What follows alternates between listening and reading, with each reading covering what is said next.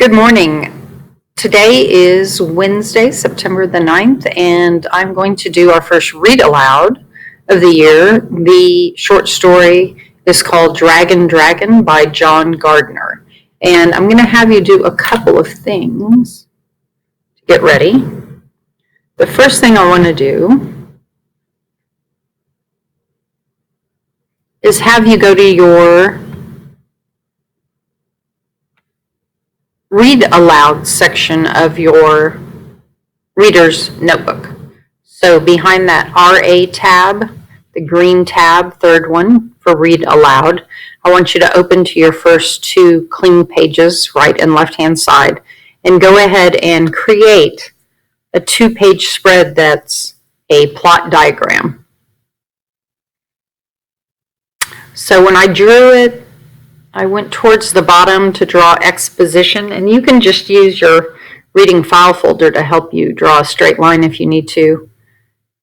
And then I went about halfway across the page before I drew my rising action line, and make sure it goes all the way across to your right hand side and up to the top of the paper. We talked about the fact that rising action takes a lot longer to develop in a story, so it's going to go across left and right hand side. And then when you get to the top where your lines start, you can create your apex or your tip for climax. And then come down just a little ways for your falling action.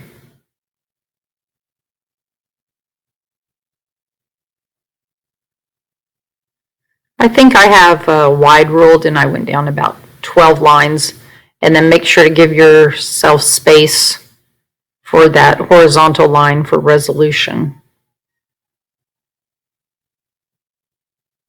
You can stop this at any point to do your drawing and then continue. I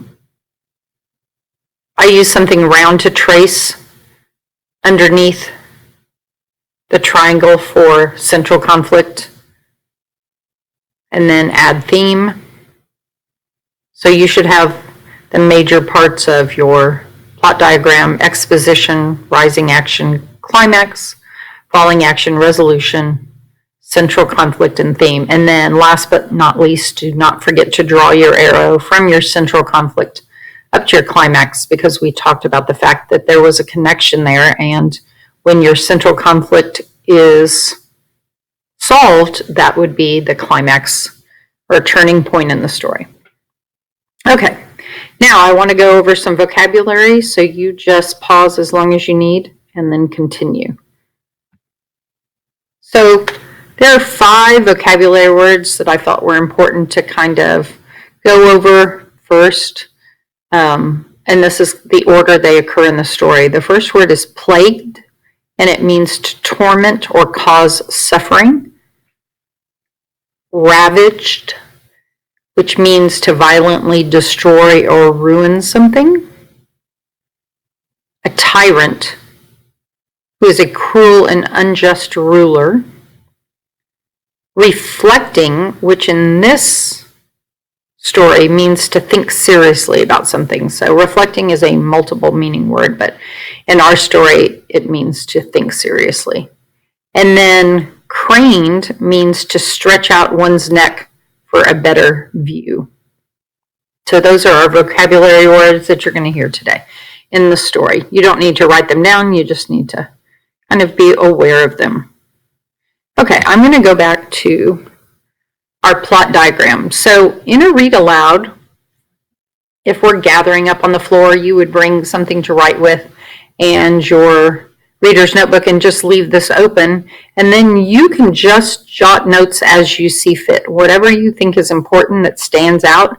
If you want to fill out events from the story for yourself along the plot diagram, that might help you. There will be a test over Dragon Dragon on Friday. It will be open book and open notes. So you'll have a copy of the story that I'll give to you tomorrow, as well as this two-page spread of your plot diagram. So any notes you want to take, you're welcome to. All right, Dragon, Dragon by John Gardner. This is a prologue.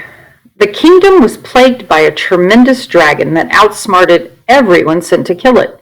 The 3 sons of a humble cobbler propose to slay the dragon, but only one will follow their clever father's advice. Beginning of the story. There was once a king whose kingdom was plagued by a dragon. The king did not know which way to turn. The king's knights were all cowards who hid under their beds whenever the dragon came in sight, so they were no use to the king at all.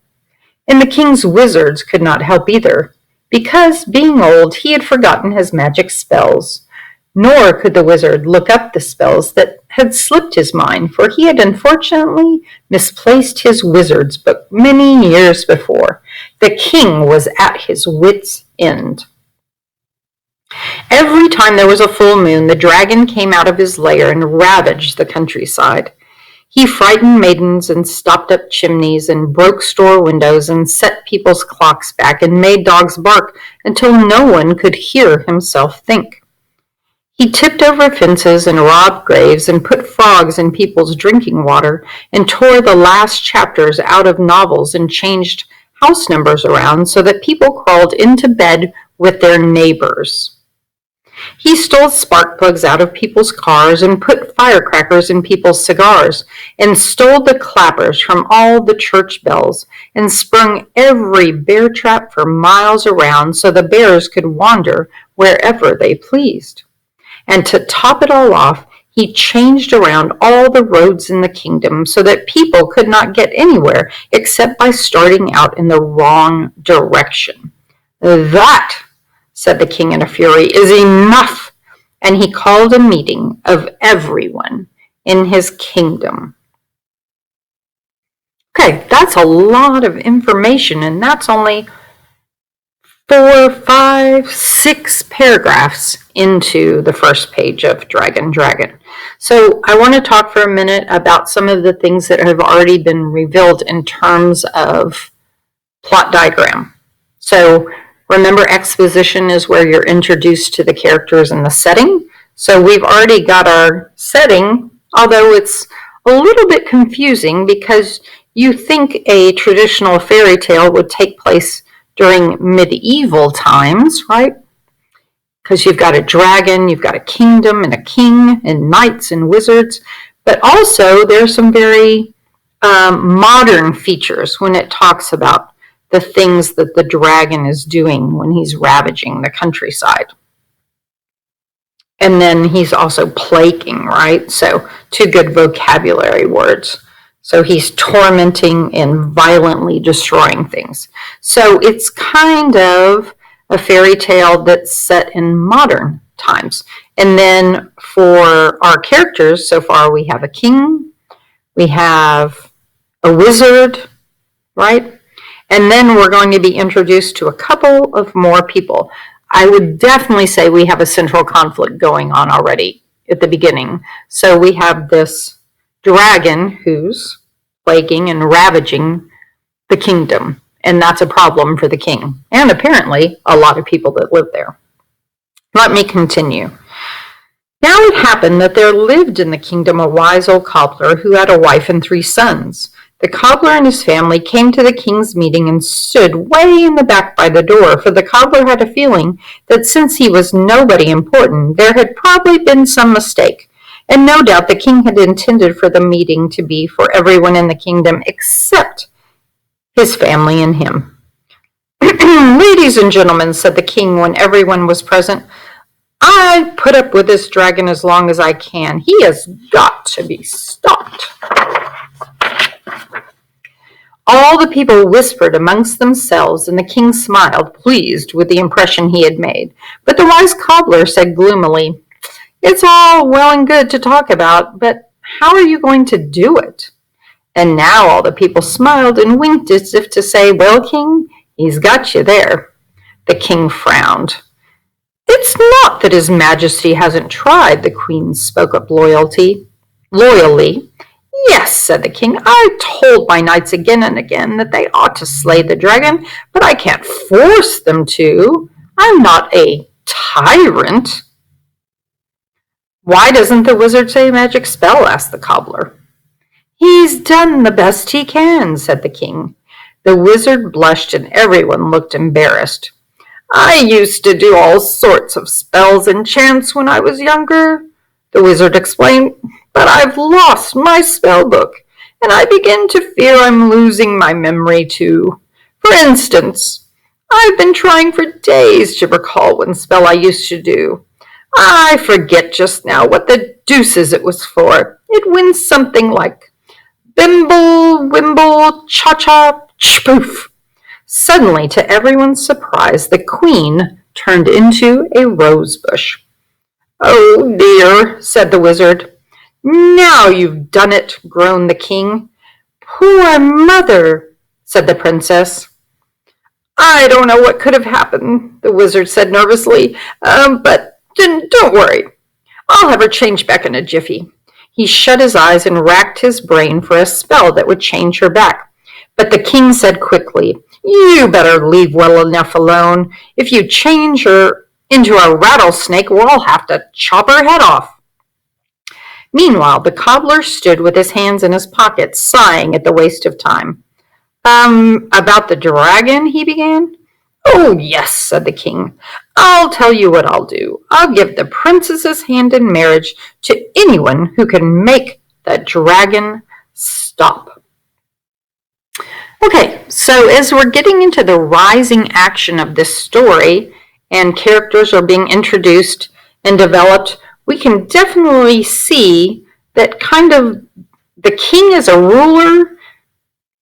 He's not doing a very good job at ruling, right? He can't control his knights. He's got this wizard that's really incompetent, right? Not good at his job. And then the king, you would figure, would be chopping people's heads off or doing away with them or something, right? If they weren't doing what they were supposed to be doing. But he doesn't seem to be really in control. So I would definitely consider him a weak ruler, and the wizard is just kind of old and forgetful and incompetent. So he has changed the queen into a rosebush. Okay, let's continue with our rising action.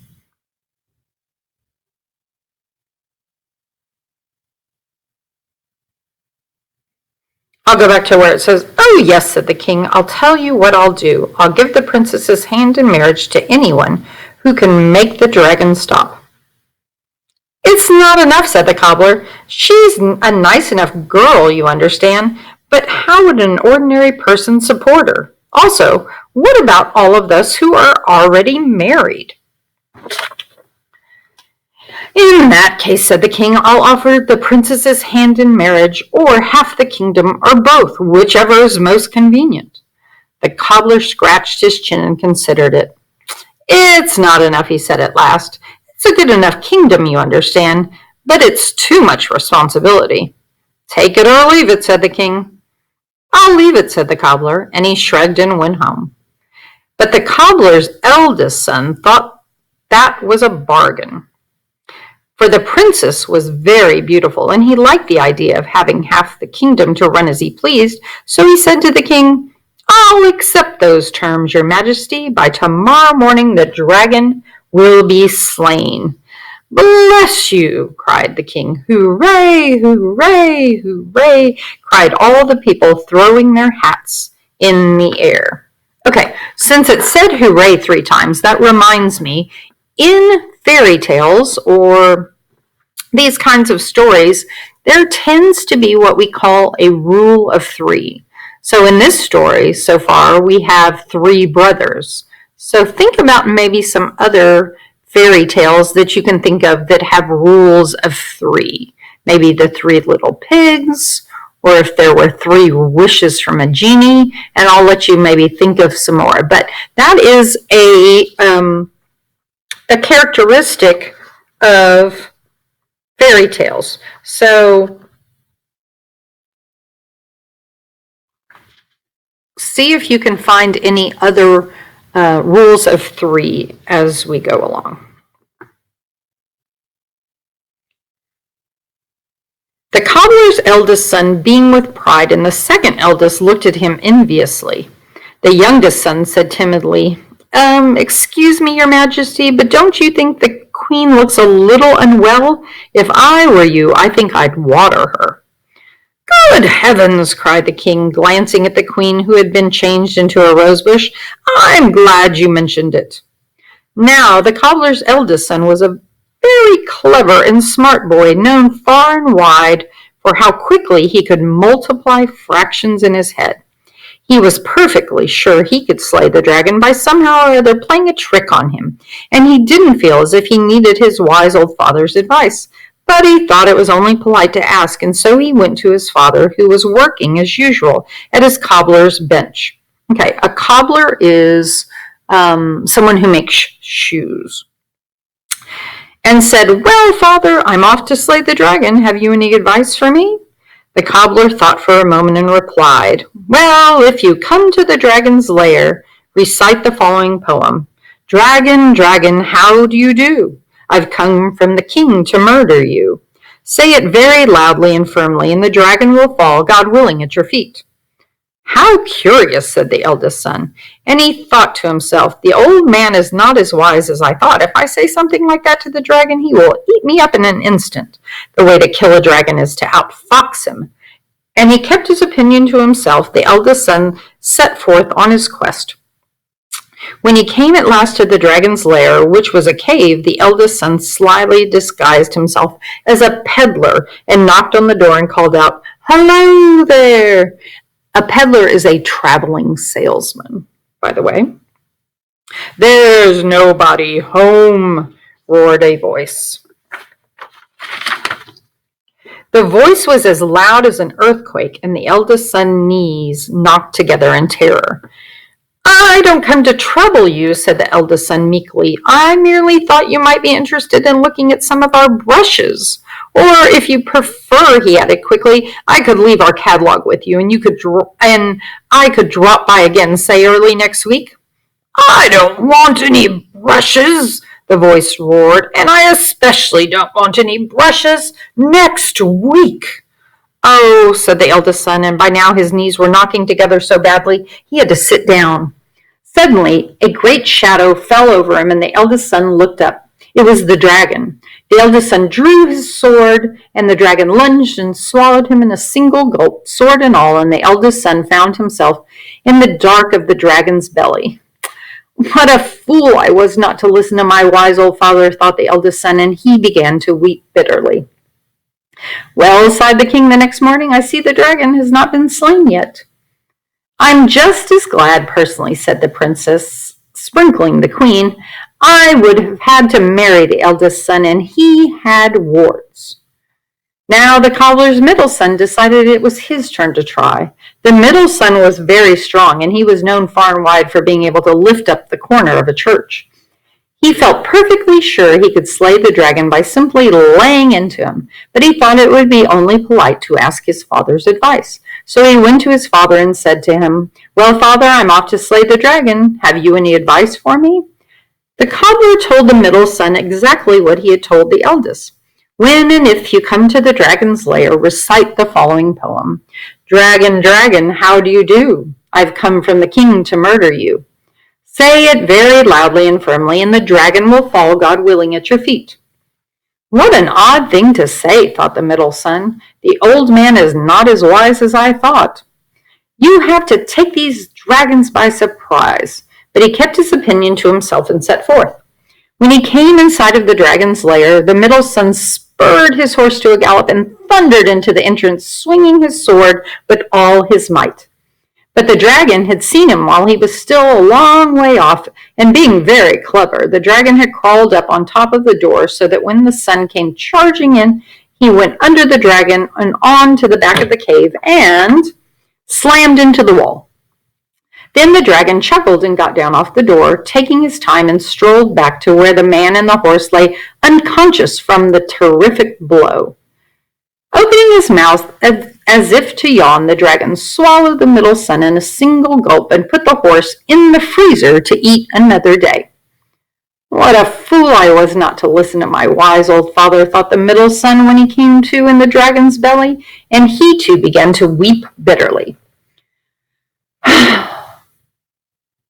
That night there was a full moon, and the dragon ravaged the countryside so terribly that several families moved to another kingdom. Well, sighed the king in the morning, still no luck in the dragon business, I see. I'm just as glad myself, said the princess, moving her mother, pot and all, to the window where the sun could get at her. The cobbler's middle son was kind of humpback. Now the cobbler's youngest son saw that his turn had come, and he was very upset and nervous, and he wished he had never been born. He was not clever like his eldest brother, and he was not strong like his second eldest brother. He was a decent, honest boy who always minded his elders. Okay, so if you're thinking about our plot diagram, the rising action is continuing to move up to the top. He borrowed a suit of armor from a friend of his who was a knight, and when the youngest son put the armor on, it was so heavy he could hardly walk. From another knight he borrowed a sword, and that was so heavy the only way the youngest son could get it to the dragon's lair was to drag it along behind the horse like a plow. When everything was in readiness, the youngest son went for a last conversation with his father. Father, have you any advice for me? He asked. Only this, said the cobbler. When and if you come to the dragon's lair, recite the following poem. Dragon, dragon, how do you do? I've come from the king to murder you. Say it very loudly and firmly, and the dragon will fall, God willing, at your feet. Are you certain? Asked the youngest son uneasily. As certain as one can be in these matters, said the wise old cobbler. And so the youngest son set forth on his quest. He traveled over hill and dale, and at last came to the dragon's cave. The dragon, who had seen the cobbler's youngest son while he was still a long way off, was seated up above the door, inside the cave, waiting and smiling to himself. But minutes passed and no one came thundering in. The dragon frowned, puzzled, and was tempted to peek out. However, reflecting that patience seldom goes unrewarded, the dragon kept his head out of sight and went on waiting. At last, when he could stand it no longer, the dragon craned his neck and looked. There at the entrance of the cave stood the trembling young man in a suit of armor twice his size, struggling with a sword so heavy he could lift only one end at a time. At sight of the dragon, the cobbler's son began to tremble so violently that his armor rattled like a house caving in. He heaved with all his might at the sword and got the handle up level to his chest, but even now the point was down in the dirt. As loudly and firmly as he could manage, the youngest son cried, Dragon, dragon, how do you do? I've come from the king to murder you. What? Cried the dragon, flabbergasted. You murder me? All at once he began to laugh, pointing at the little cobbler's son. He roared, shaking all over, and tears filled his eyes. Laughed the dragon. He was laughing so hard he had to hang onto his sides, and he fell off the door and landed on his back, still laughing, kicking his legs helplessly, rolling from side to side, laughing and laughing and laughing. The cobbler's son was annoyed. I do come from the king to murder you, he said, and a person doesn't like to be laughed at for a thing like that. Wailed the dragon, almost sobbing, gasping for breath. Of course not, poor dear boy, but really, the idea and that simply ridiculous poem. Tears streamed from the dragon's eyes as he lay on his back, perfectly helpless with laughter. It's a good poem, said the cobbler's youngest son loyally. My father made it up. And growing angrier, he shouted, I want you to stop laughing, or I'll But the dragon could not stop for the life of him, and suddenly, in a terrific rage, the cobbler's son began flopping the sword end over end at the direction of the dragon. Sweat ran down off the youngest son's forehead, but he labored on, blistering mad, and at last, with one supreme heave, he had the sword standing on its handle, a foot from the dragon's throat. Of its own weight, the sword fell, slicing the dragon's head off. Hee-ho, hunk, went the dragon, and then he lay dead. The two older brothers crawled out and thanked their younger brother for saving their lives. "We have learned our lesson," they said. Then the three brothers gathered all the treasure from the dragon's cave and tied them to the back end of the youngest brother's horse and tied the dragon's head on behind the treasures and started home. "I'm glad I listened to my father," the youngest son thought. "Now I'll be the richest man in the kingdom." So I hope you noticed I didn't stop, but we've already been to the climax, right? The turning point of the story where the central conflict was solved, and now we are beginning our falling action, which happens pretty quickly, right? There were hand-carved picture frames and silver spoons and boxes of jewels and chests of money and silver compasses and maps telling where there were more treasures buried when these ran out. There was also a curious old book with a picture of an owl on the cover, and inside poems and odd sentences and recipes that seemed to make no sense. When they reached the king's castle, all the people leaped for joy to see the dragon was dead, and the princess ran out and kissed the youngest brother on the forehead, for she secretly had hoped it would be him. "Well," said the king, "which half of the kingdom do you want?" "My wizard's book," exclaimed the wizard. "He's found my wizard's book." He opened the book and ran his finger along under the words and then said in a loud voice, "Clump, slump, blam!"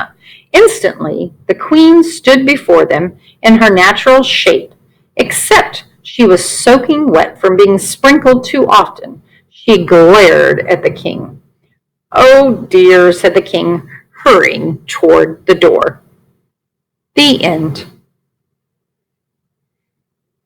Okay, I hope you enjoyed Dragon by John Gardner. So, I also want you to now think about theme, because that's kind of what good readers do. Once you read a story, you think about that life lesson or that moral that the characters learn through the story and that we learn through the characters and reading the story. So what was the lesson learned? We'll talk about it in class. I hope you enjoyed our read aloud today.